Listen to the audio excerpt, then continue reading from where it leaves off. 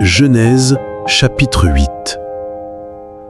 Dieu se souvint de Noé, de tous les animaux et de tout le bétail qui était avec lui dans l'arche.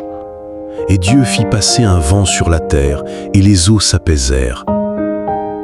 Les sources de l'abîme et les écluses des cieux furent fermées, et la pluie ne tomba plus du ciel. Les eaux se retirèrent de dessus la terre, s'en allant et s'éloignant, et les eaux diminuèrent au bout de 150 jours. Le 7e mois, le 17e jour du mois, l'arche s'arrêta sur les montagnes d'Ararat.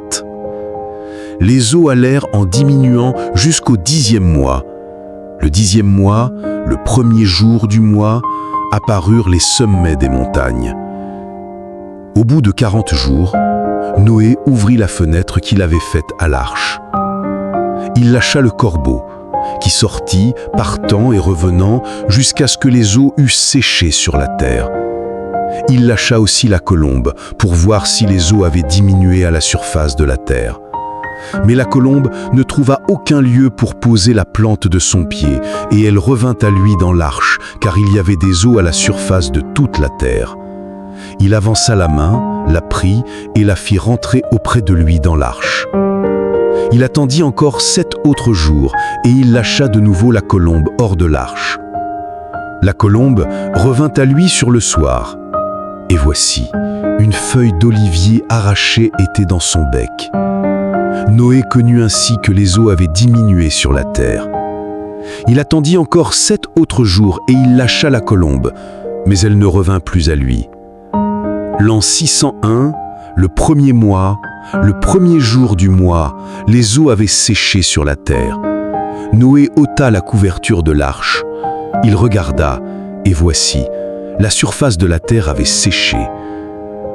Le 2e mois, le 27e jour du mois, la terre fut sèche. Alors Dieu parla à Noé en disant : « Sors de l'arche, toi et ta femme, tes fils et les femmes de tes fils avec toi. Fais sortir avec toi tous les animaux de toute chair qui sont avec toi, tant les oiseaux que le bétail et tous les reptiles qui rampent sur la terre, qu'ils se répandent sur la terre, qu'ils soient féconds et multiplient sur la terre. » Et Noé sortit avec ses fils, sa femme et les femmes de ses fils. Tous les animaux, tous les reptiles, tous les oiseaux, tout ce qui se meut sur la terre selon leurs espèces, sortirent de l'arche. Noé bâtit un autel à l'Éternel. Il prit de toutes les bêtes pures et de tous les oiseaux purs, et il offrit des holocaustes sur l'autel. L'Éternel sentit une odeur agréable, et l'Éternel dit en son cœur : « Je ne maudirai plus la terre à cause de l'homme, parce que les pensées du cœur de l'homme sont mauvaises dès sa jeunesse, et je ne frapperai plus tout ce qui est vivant comme je l'ai fait.